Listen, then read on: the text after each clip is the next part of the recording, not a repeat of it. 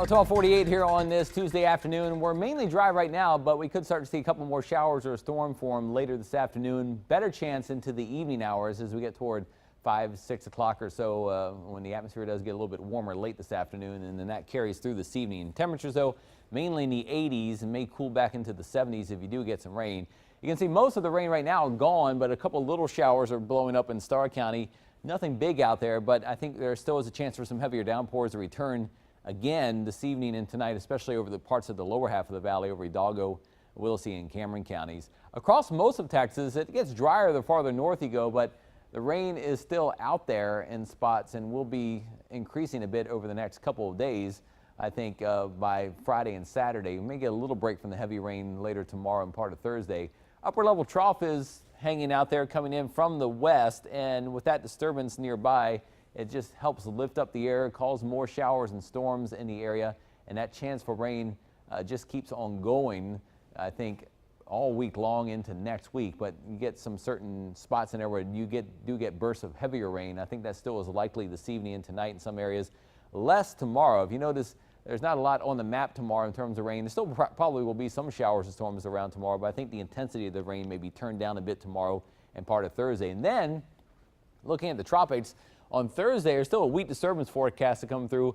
None of the models forecast this to blow up into like a big tropical storm or hurricane. Most of them keep it as kind of a very weak disturbance, maybe a tropical depression on some of the models, but it's forecast no matter what happens to bring more rain toward the Texas coast by Friday and Saturday. You notice how the track, it's kind of an elongated area of low pressure. If it is a little more concise, it's still likely to track very close to us or just north of the valley by Friday and Saturday. And with that flood of moisture coming in, that just brings more rain chances and more threats of some heavier downpours, not only here in the valley, but if you are traveling for the weekend, you want to watch all up and down the Texas coast, even into parts of the hill country in central Texas for some rain out there.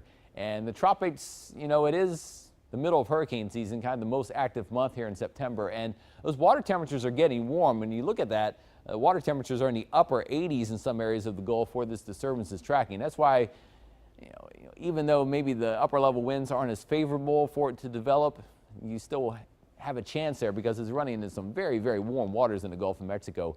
And again, the disturbance now up to a 70% chance of development over the next 5 days. It's getting in toward the higher end, but it will move straight northwest toward the Texas coast, should arrive by Friday. So we have about 3 days or a little less for it to get here.